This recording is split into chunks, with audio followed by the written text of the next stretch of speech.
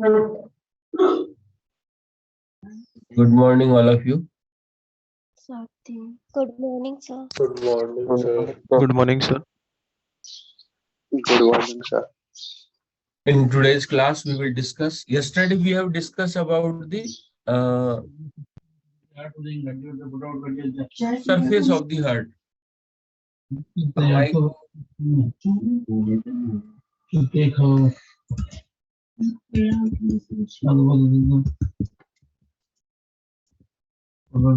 कोई कुछ कहना चाह रहा है? माइक जिसने ऑन कर रखा है, कुछ कह रहे हो आप? हैं? चलिए, कल की क्लास में हमने सरफेस ऑफ द हार्ट पढ़े थे। दो सरफेस होते हैं हार्ट के, स्टर्नोकॉस्टल सरफेस और डायफ्रामेटिक सरफेस। यानी हार्ट कौन से इसका मतलब ये होता है कि हार्ट के कौन कौन से सरफेस जो है वो किस तरफ से अटैच होते हैं। हार्ट किन किन जगहों से जो है वो चिपका हुआ रहता है, अटैच रहता है, उनको हम सरफेस कहते हैं। तो आगे की तरफ से यदि अपन देखते हैं, एंटीरियरली अपन देखते हैं, तो उसका जो स्टर्नोकॉस्टल वाला सरफेस है, देखिए ये जो सरफेस है ना, ये वाला जो सरफेस है जहां मेरा कर्सर जा रहा है, ये वाला, ये जो सरफेस है, इस सरफेस को हम स्टर्नोकॉस्टल सरफेस कहते हैं। तो स्टर्नोकॉस्टल सरफेस जो है वो किससे अटैच होता है आपके इस किससे बनता है, मतलब स्टर्नोकॉस्टल सरफेस आपके राइट एट्रियम, राइट वेंट्रिकल और left portion of its left is formed by the left auricle. इनसे मिलकर के यह आगे की तरफ होता है और ऊपर की तरफ होता है। ये सरफेस जो है ये स्टर्नोकॉस्टल सरफेस होता है। डायफ्रामेटिक सरफेस जो होता है वो पीछे की तरफ होता है और नीचे की तरफ होता है। और जो लेफ्ट वेंट्रिकल है, वो left ventricle central tendon of the diaphragm के ऊपर रेस्ट करता है। यानी ये वाला जो लेफ्ट वेंट्रिकल का पार्ट है, ये वाला पार्ट, ये central tendon of the diaphragm के ऊपर एक डायग्राम में भी मैंने आपको बताया था। ये देखिए, ये जो लेफ्ट वेंट्रिकल का पार्ट है, ये डायफ्राम है, इस डायफ्राम के सेंट्रल टेंडन के ऊपर ये स्थिर होता है, रखा हुआ रहता है। तो ये इसका डायफ्रामेटिक सरफेस कहलाता है। फिर आता है नेक्स्ट अपने border of the heart. Heart की कितनी बॉर्डर होती है? हार्ट की 3 बॉर्डर होती है, राइट बॉर्डर, लेफ्ट बॉर्डर और इंफीरियर बॉर्डर। हार्ट की 3 बॉर्डर होती है, राइट बॉर्डर, लेफ्ट बॉर्डर और इंफीरियर बॉर्डर। राइट बॉर्डर किससे बनती है? राइट बॉर्डर जो है वो लॉन्गिट्यूडिनली होती है। लॉन्गिट्यूडिनली का मतलब होता है वर्टिकल। वर्टिकल मींस लंबवत, आप इसको लंबवत कह सकते हैं, यानी जो सीधी ऊपर से नीचे जाती हो, इस तरह की जो बॉर्डर है वो राइट बॉर्डर कहलाएगी। It is formed by the right atrium. अब आप यहाँ आइए, इस तरफ से ये एक हार्ट का मॉडल है। सपोज करिए ये एक हार्ट का मॉडल है और आपके ये हाथ में है। तो ऐसी कंडीशन में जब आप राइट साइड से जब हार्ट को टच करते हुए चलेंगे, आप आंख बंद करके फील करिए कि जब आप राइट साइड से हार्ट को टच करेंगे तो कौन सा हार्ट की स्ट्रक्चर आपके हथेली पे सबसे पहले टच होगी, वही उसकी राइट बॉर्डर है। तो जब आप इसको टच करते हुए चलते हैं राइट साइड की तरफ से ऊपर से नीचे की तरफ, आप अपनी हथेली को हार्ट के मॉडल के साथ टच करते हुए लाइए, तो सबसे पहले हार्ट का जो पार्ट, जो स्ट्रक्चर आपके हाथों में फील होगा, तो आप तुरंत देखिए कि हार्ट की कौन सी वो जगह है जहां मेरा हाथ सबसे पहले टच हुआ है, वही इसकी राइट बॉर्डर कहलाएगी। और वो राइट बॉर्डर जो है वो राइट एट्रियम से बनती है। यानी ये देखिए, ये आप देख रहे हैं राइट एट्रियम वर्ड लिखा हुआ है, राइट एट्रियम, ये सबसे पहले राइट साइड से फील होगा आपको। तो ये इसकी राइट बॉर्डर हो गई। ऐसे ही जब आप इसकी लेफ्ट बॉर्डर देखेंगे, ये आपकी लेफ्ट बॉर्डर, ये राउंड शेप में होती है, गोलाकार होती है और mainly formed by the left ventricle and partially by the left auricle.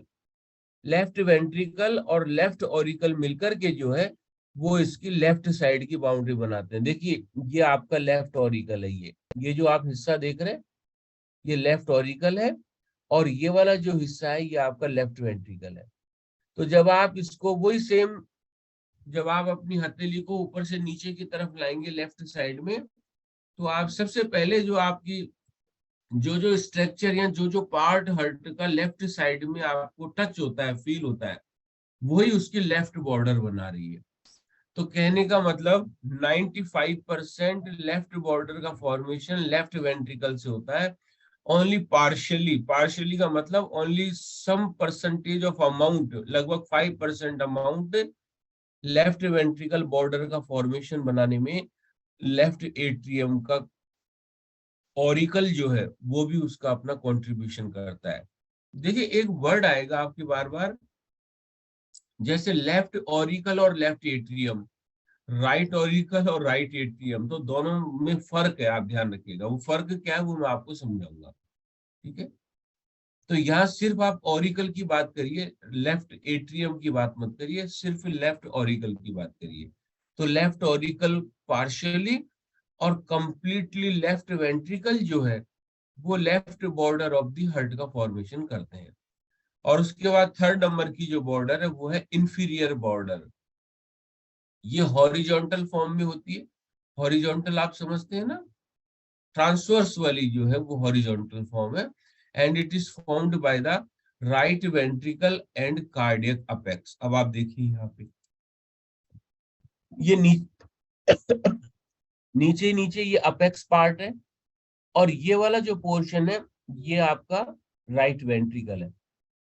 तो जब आप नीचे की तरफ से राइट, दाएं से बाएं चलेंगे, आप दाएं से बाएं की तरफ जब आप अपनी हथेली को लेकर के जाएंगे, तो हार्ट का जो पार्ट आपको फील हुआ सबसे पहले वही उसकी इंफीरियर, वही इसकी इंफीरियर बॉर्डर हुई। तो उसमें क्या क्या टच होंगे आपके, सबसे पहले टच होगा राइट वेंट्रिकल, और उसके बाद टच होगा आपके अपेक्स ऑफ द हार्ट। तो यानी ये दोनों मिलकर के जो है ये left border of the heart बना, वो sorry inferior border of the heart बनाते हैं। तो फिर से आप देखिए तीन बॉर्डर होती है इसकी, राइट बॉर्डर, लेफ्ट बॉर्डर और इंफीरियर बॉर्डर। राइट बॉर्डर जो है वो राइट ऑरिकल, राइट एट्रियम, इनसे बनती है, और लेफ्ट बॉर्डर जो है वो लेफ्ट ऑरिकल और लेफ्ट एट्रियम से बनती है, और इंफीरियर बॉर्डर जो है वो राइट वेंट्रिकल और अपेक्स से मिलकर के बनती है। तो हार्ट की ये तीन बॉर्डर होती है। नेक्स्ट जो स्ट्रक्चर है वो है आपकी फाइब्रस स्केलेटन। कहाँ गया वो वर्ड भी डाला था, फाइब्रस स्केलेटन। चलिए कोई नहीं, ये जो, हाँ ये रहा कार्डियक स्केलेटन यानी फाइब्रस स्केलेटन। वर्ड है कार्डियक स्केलेटन, मैंने आपको उस टाइम भी बताया था। स्केलेटन का मतलब होता है रिलेटेड टू बोन। कंकाल को हम स्केलेटन शब्द से रिजेंबल करते हैं, लेकिन यहाँ हार्ट के अंदर कोई इस तरीके की बोन वगैरह नहीं पाई जाती है। लेकिन हार्ट के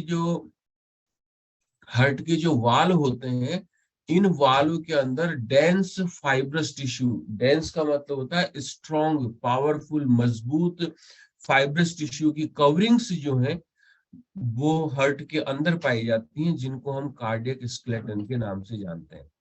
इसका मतलब ये हुआ कार्डियक स्केलेटन, फाइब्रस टिश्यू जो है यहाँ इस कार्डियक के अंदर, वो फाइब्रस रिंग बनाते हैं। वो फाइब्रस रिंग जो है वो हार्ट की जितनी भी वाल होते हैं, इन सभी वाल को प्रोटेक्ट करने का काम करते हैं। That's why it is known as the cardiac skeleton. यहाँ आप देखिए चार वाल्व आपको यहाँ पे दिखाई दे रहे हैं।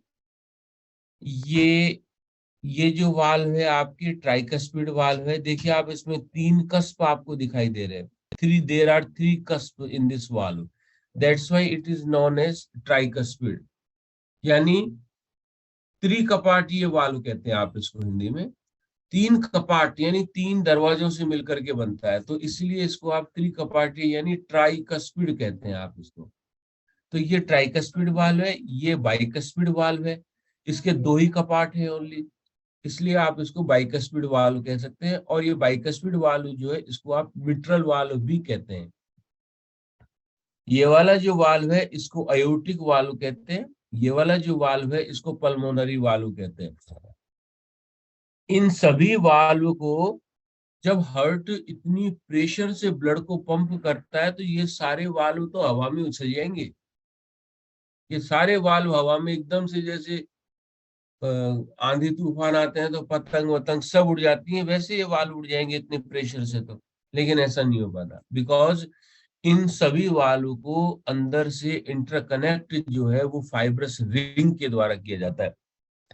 इनके ऊपर की आप सरफेस देखिए, ये जो गोलाकार स्ट्रक्चर आप देख रहे हैं ना, ये फाइब्रस रिंग है। फाइब्रस टिश्यू की मजबूत रिंग है जो इनको एक पोजीशन के अंदर बांधे हुए रखने का काम करती है।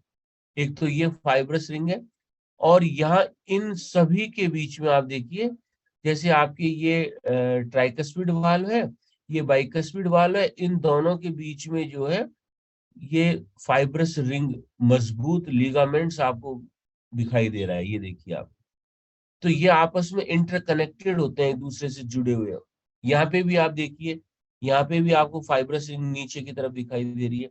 यहाँ आप देखिए पल्मोनरी और अयोटिक वाल्व के बीच में भी आपको यहाँ छोटा सा दिखाई दे रहा है इस जगह पे। ये देखिए मेरा कर्सर यहाँ जा रहा है। ये फाइब्रस टिश्यू की बनी हुई रिंग्स हैं जो आपस में इन सभी वाल्व को एक पैटर्न में बांधे हुए रखने, मजबूती से बांधे हुए रखने का काम करती है। इसलिए इसको हम कहते हैं फाइब्रस स्केलेटन। ये जो स्ट्रक्चर है, इन स्ट्रक्चर्स को हम फाइब्रस स्केलेटन कहते हैं। ठीक है, फिर नेक्स्ट आता है आपके यही बात मैंने आपको बताई। This is a dense fibrous connective tissue that anchor the outer as of valve flaps and keep the valve opening from stretching. It also separate the myocardium of, वही मैंने ये बात आपको इसमें समझा दी थी। नेक्स्ट जो स्ट्रक्चर है वो आपकी आ रही है gross structure of the heart. Gross structure of the heart का मतलब, हम एक हार्ट का मॉडल हमारे सामने है और हम उसको बाहरी रूप से समझने की कोशिश करते हैं। जो जो स्ट्रक्चर हमको दिखाई दे रही है बाहरी रूप से, वो सभी ग्रॉस स्ट्रक्चर कहलाती हैं। आप किसी भी स्ट्रक्चर, किसी भी ऑर्गन की यदि आप स्टडी करते हैं तो उसकी दो स्ट्रक्चर आप देखते हैं, या तो आप उसकी ग्रॉस, या ग्रॉस को हम कहते हैं मैक्रोस्कोपिक स्ट्रक्चर, और नेक्स्ट होती है माइक्रोस्कोपिक स्ट्रक्चर जो आप माइक्रोस्कोप की सहायता से देख सकते हैं। ग्रॉस स्ट्रक्चर आप नेक्ड आई की हेल्प से देख सकते हैं, मतलब आप नग्न आंखों से जो जो भी स्ट्रक्चर आपको दिखाई देती है वो ग्रॉस स्ट्रक्चर कहलाती है, या वो मैक्रोस्कोपिक स्ट्रक्चर्स कहलाती है। तो gross structure of the heart में कुछ स्ट्रक्चर आप यही समझ लीजिए ताकि आपको आगे फिर इसको इजी रहेगा समझने में। ये जो आप एक ब्लड वेसल्स देख रहे हैं, this blood vessels is the superior vena cava, this one is the superior vena cava. और ये जो आप स्ट्रक्चर देख रहे हैं, ये स्ट्रक्चर, ये राइट पल्मोनरी आर्टरी है। राइट पल्मोनरी आर्टरी क्या है, आप सिर्फ इन स्ट्रक्चर्स को याद रखिए कि ये क्या है, बाकी फिर मैं आपको इसकी बात समझाऊंगा, आप अभी कंफ्यूज मत होइए। ये जो स्ट्रक्चर है ये आपकी सुपीरियर वेना केवा है। हार्ट हमारा थोरेसिक कैविटी में सिचुएटेड होता है। हार्ट से ऊपर की जितनी भी स्ट्रक्चर्स हैं, हार्ट से ऊपर की जितनी भी स्ट्रक्चर्स हैं, उन सभी स्ट्रक्चर्स का डीऑक्सीजनेटेड ब्लड जो है वो सुपीरियर वेना केवा के थ्रू राइट एट्रियम में ड्रेन किया जाता है। तो ये वो ब्लड वेसल्स है सुपीरियर वेना। ये जो ब्लड वेसल्स है ये इंफीरियर वेना केवा है। ब्लड वेसल्स का मतलब होता है रक्त नलिका। ये जो ब्लड वेसल्स है ये इंफीरियर वेना केवा है। तो it drain the venous blood from inferior of the heart. Heart के नीचे की जितनी भी इंफीरियर स्ट्रक्चर्स हैं, हार्ट से नीचे जितनी भी ऑर्गन्स हैं, उन सभी ऑर्गन्स का डीऑक्सीजनेटेड ब्लड जो है वो इंफीरियर वेना केवा में ड्रेन किया जाता है, तो इस तरह से सुपीरियर और इंफीरियर वेना के बाद drain the venous blood all from the body into the right atrium. यानी सुपीरियर और इंफीरियर एक एक शब्दों को समझते हुए चलना, नहीं पकड़ में आए तो कंफ्यूज हो जाओगे, नहीं समझ पाए तो हम ये कह सकते हैं कि सुपीरियर वेना केवा और inferior vena cava all over the body से डीऑक्सीजनेटेड ब्लड को राइट एट्रियम में ड्रेन करती हैं। ये दो वो ब्लड वेसल्स हैं। उसके बाद में ये जो ब्लड वेसल्स आपको मैंने बताई, this is the right pulmonary artery and that one is the left pulmonary artery. आपको पता है पल्मोनरी ट्रंक जो होता है, pulmonary trunk is further divided into the two division, right pulmonary artery and the left pulmonary artery. Right pulmonary artery right lungs में जाती है और left pulmonary artery जो है वो left lungs में जाती है. It is only the artery in the body which carry the deoxygenated blood. ये तो आप जानते हैं. ये pulmonary artery जो है एक अपवाद होती है, क्योंकि artery का मतलब मैंने आपको समझाया था जिसमें ऑक्सीजनेटेड ब्लड बहता हो, तो इसलिए हम उनको आर्टरी कहते हैं। तो यहाँ पे इस पल्मोनरी आर्टरी में डीऑक्सीजनेटेड ब्लड बह रहा है, तो ये एक अपवाद है। अब आप यहाँ आपके मन में एक बात ये आ सकती थी कि सर यदि इसमें डीऑक्सीजनेटेड ब्लड ही बह रहा है तो हम इसको यहाँ पल्मोनरी वेन भी बोल सकते थे, उसमें कोई कंफ्यूजन नहीं होता। तो ऐसा नहीं हो सकता। आप समझ रहे हैं मेरी बात को, मैं क्या कहना चाह रहा हूँ। पल्मोनरी आर्टरी जो कि हार्ट से डीऑक्सीजनेटेड ब्लड को लंग्स में लेके जाती हैं, वो ब्लड वेसल्स पल्मोनरी आर्टरी कहलाती है। पल्मोनरी ट्रंक जो है वो आगे चल करके दो डिवीजन में डिवाइड हो जाता है, राइट पल्मोनरी आर्टरी और left pulmonary artery. Right pulmonary artery और लेफ्ट पल्मोनरी आर्टरी दोनों में डीऑक्सीजनेटेड ब्लड फ्लो होता है। तो यहाँ बात यह है कि जब आर्टरी, हमने ये कहा था वो ब्लड वेसल्स जो ऑक्सीजनेटेड ब्लड को कैरी करती है या ऑक्सीजनेटेड ब्लड जिनके अंदर बहता है, उनको हम आर्टरी कहते हैं। तो यहाँ पल्मोनरी आर्टरी में तो डीऑक्सीजनेटेड ब्लड है, तो ये एक अपवाद है बॉडी में। अब बात ये आती है कि यदि इसमें डीऑक्सीजनेटेड ब्लड ही है पल्मोनरी आर्टरी में, तो हम इसको पल्मोनरी वेन भी बोल सकते थे, इसमें कोई फर्क ही नहीं था। तो अपना सारे जो कंफ्यूजन है वो भी क्लियर हो जाते। तो ऐसा नहीं हो सकता था। ऐसा इसलिए नहीं हो सकता था, क्यों?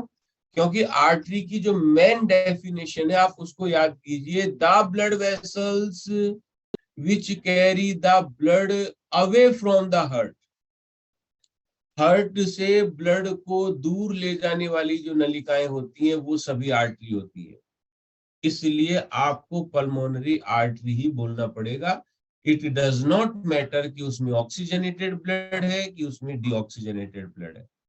ये बात आपके यहाँ माइंड में क्लियर हो जानी चाहिए। उसके बाद में यहाँ दो स्ट्रक्चर आप देखिए, देखिए ये दो दो स्ट्रक्चर है।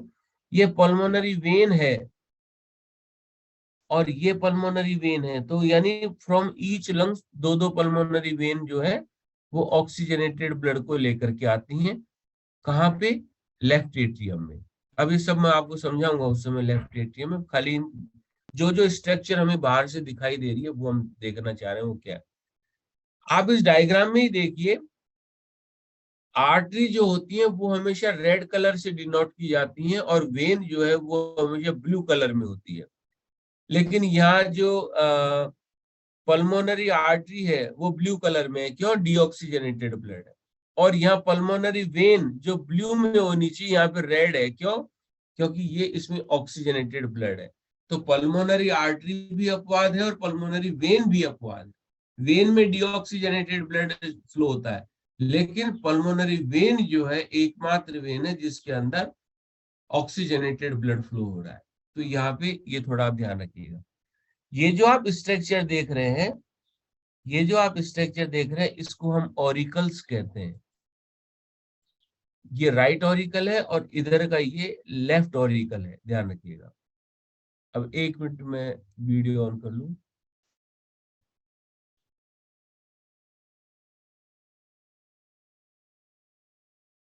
क्या फर्क होता है चैम्बर्स और ऑरिकल में what is the main difference in chambers and auricle?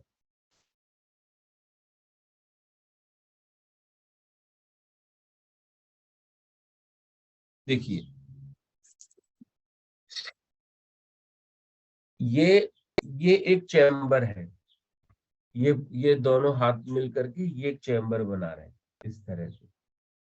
अब इसमें इसमें जब ब्लड आएगा इस चैम्बर के अंदर, कोई कैसा भी blood out does not matter, पर इसमें ब्लड आएगा तो इसमें कम ब्लड समाएगा।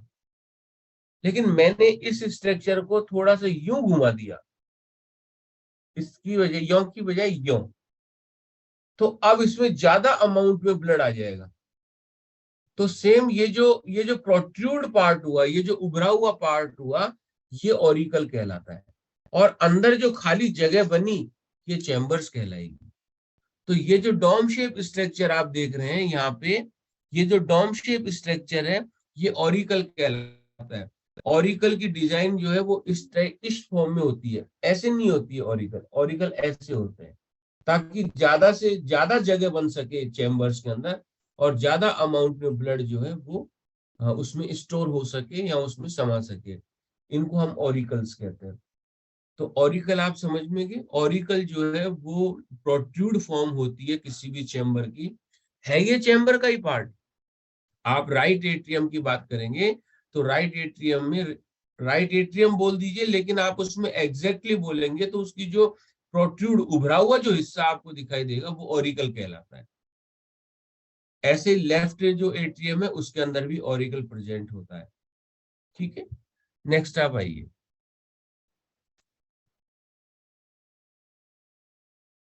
तो ये जो मेन वेसल्स आपको दिखाई दे रही है, this is the aorta. This is the aorta, आप इसको महाधमनी भी कहते हैं। इस अयोर्टा से डायरेक्ट 3 ब्रांचेस निकलती हैं। देखिए, हम सब स्टडी करेंगे आगे चल के एक एक ब्रांच की, बहुत लेंथी टॉपिक है ये, डोंट वरी। ये aorta is the first great blood vessels for systemic circulation. हमारी बॉडी में ब्लड फ्लो के लिए जो सिस्टेमिक सर्कुलेशन होता है, आप सर्कुलेशन के बारे में तो जानते ही हैं, 3 प्रकार का सर्कुलेशन होता है, पल्मोनरी सर्कुलेशन, सिस्टेमिक सर्कुलेशन और portal circulation. Pulmonary circulation, systemic circulation, systemic circulation को आप जनरल सर्कुलेशन भी कह सकते हैं, और थर्ड वन है पोर्टल सर्कुलेशन, जो डाइजेस्टिव सिस्टम में होता है पोर्टल। मैंने आपको कहीं एक बार डिस्कशन भी किया था पोर्टल सर्कुलेशन को लेकर के, पोर्टल वेन बनाती हैं सारा वो सब कुछ। यहाँ पे हम सिस्टेमिक सर्कुलेशन और पल्मोनरी सर्कुलेशन दोनों के बारे में पढ़ेंगे इस सिस्टम के अंदर। तो ये अयोर्टा है। उसके बाद में ये एक स्ट्रक्चर है जिसको हम कहते हैं लिगामेंटम आर्टेरियोसम। लिगामेंटम आर्टेरियोसम, ये स्ट्रक्चर, यानी पल्मोनरी आर्टरी को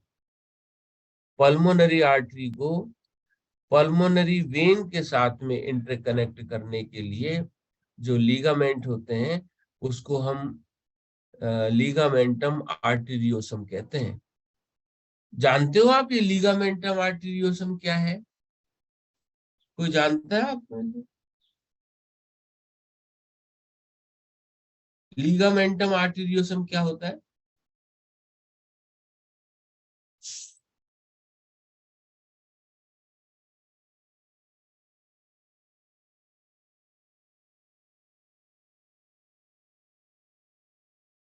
कोई जानता है आप में लीगामेंटम आर्टेरियोसम क्या है?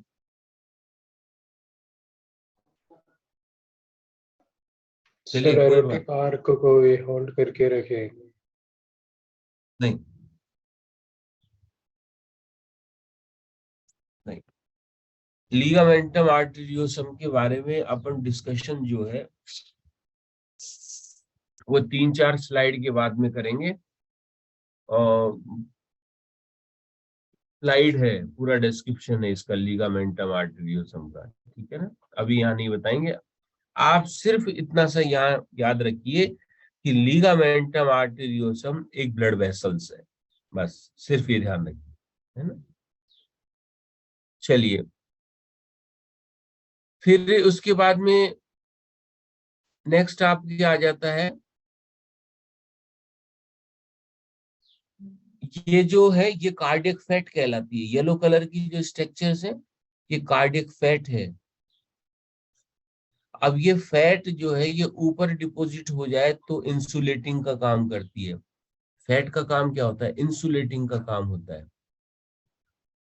लेकिन अंदर फैट जमा हो गई हार्ट के, दैट इज डेंजरस।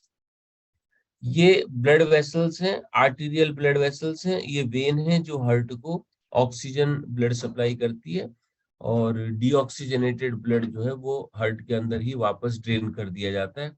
इनके नाम है, जैसे ये सर्कमफ्लेक्स आर्टरी है, ये एंटीरियर वेंट्रिकुलर आर्टरी है ये वाली। तो ये है। तो आप मेनली अपन ने मोटा मोटा इसके बारे में ये देखा। अब देखिए आप interior of the heart, heart की इंटीरियर स्ट्रक्चर के बारे में। तो मैं थोड़ा इसमें कंफ्यूज हुआ था, देखिए वापस इस लाइन में आइए। ये लिगामेंटम आर्टेरियोसम लिगामेंट ही है, लेकिन इसके साथ में एक एडजॉइनिंग ब्लड वेसल्स और प्रेजेंट है, जिसको हम डक्टस आर्टेरियोसस कहते हैं। ये लिगामेंटम आर्टेरियोसम तो पल्मोनरी आर्टरी और अयोर्टा को आपस में एक पोजीशन में हेल्ड करके रखता है, लेकिन इसके यस एडजॉइनिंग में सर, ही ब्लड वेसल्स, उस इसके एडजॉइनिंग में ही एक ब्लड वेसल्स जो है वो भी प्रेजेंट है। मैंने सोचा ये नाम उसी से रिजेंबल है, उसको हम कहते हैं डक्टस आर्टेरियोसस। तो डक्टस आर्टेरियोसस ब्लड वेसल्स क्या है उसके बारे में अपन लेटर ऑन जो है उसकी स्टडी करेंगे। ये आ रहा है आपके interior of the heart, heart की inner form. Heart is consist from the 4 chambers. Heart is composed of 4 chambers. The upper chambers are called atrium and below chambers are called ventricles, जिसको आप आलिंद और नीला कहते हैं। ऐसे भी आप बोल सकते हैं, या आप कह सकते हैं heart is divided in 2 division, right chamber, right heart और the left heart. The right heart contain upper chamber atrium, lower chamber ventricles. The left heart contain upper chamber atrium, lower chamber ventricles. आप ऐसे भी divide कर सकते, ऐसे भी आप define कर सकते हैं। तो कहने का मतलब heart is divided by the 2 division right and left by a wall.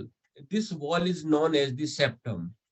Heart जो है वो 2 बराबर भागों में बटा हुआ होता है, राइट और लेफ्ट हार्ट के अंदर। किसके द्वारा? ये जो दीवार आप देख रहे हैं, ये जो दीवार है, इस दीवार को हम सेप्टम कहते हैं। अब सेप्टम वॉल, वो वॉल जो दोनों एट्रियम को सेपरेट करती है, राइट एट्रियम और लेफ्ट एट्रियम को सेपरेट करने के लिए जो सेप्टम की वॉल है वो एट्रियल सेप्टल वॉल कहलाएगी। और लेफ्ट एट्रियम और लेफ्ट वेंट्रिकल और राइट वेंट्रिकल को सेपरेट करने के लिए जो वॉल होती है सेप्टम की, वो वेंट्रिकुलर सेप्टल वॉल कहलाएगी। ये आप ध्यान, यानी ये कंप्लीट जो दीवार है जो हार्ट को राइट और लेफ्ट 2 हार्ट में डिवाइड करती है, इसको हम सेप्टम कहते हैं। अब सेप्टम की वो वॉल जो राइट एट्रियम और लेफ्ट एट्रियम को सेपरेट करती है वो एट्रियल सेप्टम है, और वो सेप्टल वॉल जो राइट वेंट्रिकल और लेफ्ट वेंट्रिकल को सेपरेट करते हैं वो वेंट्रिकल सेप्टल वॉल है। ये आप ध्यान रखिएगा। हार्ट के 4 चैम्बर होते हैं। देखिए ये वाला जो चैम्बर आप देख रहे हैं इसको हम राइट एट्रियम चैम्बर कहते हैं। ये वाला जो चैम्बर आप देख रहे हैं इसको हम राइट वेंट्रिकल चैम्बर कहते हैं। ये जो चैम्बर है इसको हम लेफ्ट एट्रियम चैम्बर कहते हैं, और ये वाला जो चैम्बर है इस चैम्बर को हम लेफ्ट वेंट्रिकल चैम्बर कहते हैं। ध्यान रखिएगा। यदि हम चारों वाल्व देखते हैं तो इन चारों वाल्व में सबसे मोटी, जो सबसे ज्यादा मोटी थिकनेस यदि किसी चैम्बर की है तो वो लेफ्ट वेंट्रिकल चैम्बर की। देखिए आप, लेफ्ट चैम्बर की जो वाल होती हैं, जो दीवारें होती हैं, वो ज्यादा थिक होती हैं, ज्यादा मोटी होती हैं। क्यों? क्योंकि उनको पावरफुल और स्ट्रॉन्ग कॉन्ट्रैक्शन की जरूरत पड़ती है। इसलिए सबसे ज्यादा पावरफुल और स्ट्रॉन्ग कॉन्ट्रैक्शन यदि जनरेट होता है तो वो लेफ्ट वेंट्रिकल की दीवारों के द्वारा पैदा होता है। यहाँ पे इसका मतलब यहाँ पे मायोकार्डियम लेयर जो है, कार्डियक मसल्स जो है, वो भी बहुत प्रचुर मात्रा में यहाँ पे प्रेजेंट होती हैं। सबसे पहले अपन चैम्बर लेते हैं right atrium. Right atrium chamber में 5 ओपनिंग्स पाई जाती हैं। There are 5 openings into the right atrium. Right atrium में 5 ओपनिंग्स पाई जाती हैं। आप बच्चे लोग बताइए कौन कौन सी। राइट एट्रियम में 5 ओपनिंग पाई जाती है जिनके द्वारा ब्लड आ जा सकता है राइट एट्रियम में। वो कौन कौन सी ओपनिंग है सर बताइए। Superior vena cava, okay inferior vena cava, okay और ट्राइकस्पिड बॉल। शाबाश। और right pulmonary veins, नहीं नहीं नहीं नहीं नहीं, राइट लेफ्ट और है जी।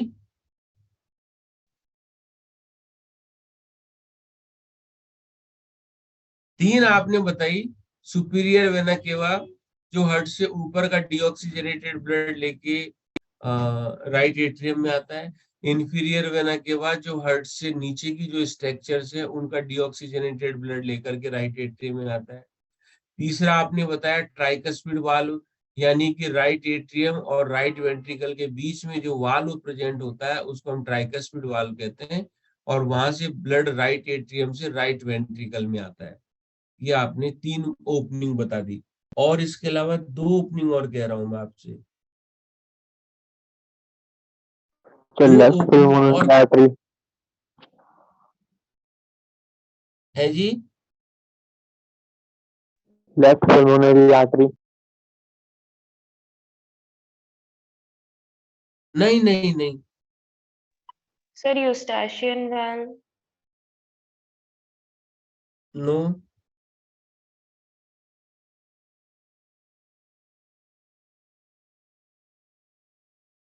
नहीं है कोई आइडिया। आप 1 मिनट में तुरंत दूसरा लिंक ज्वाइन करना, ठीक है ना। 1 मिनट में ये लिंक हट रहा है।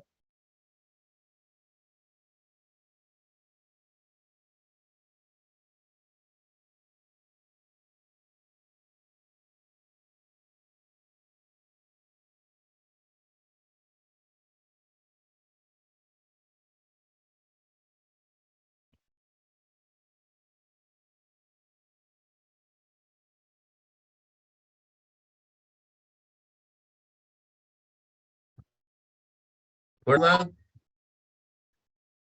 इसमें 5 और ओपनिंग कौन सी है, नाम मैं बोल देता हूँ। फोरामन ओवले, और 5th वन है आपके कोरोनरी साइनस। ये 2 ओपनिंग और प्रिंट हो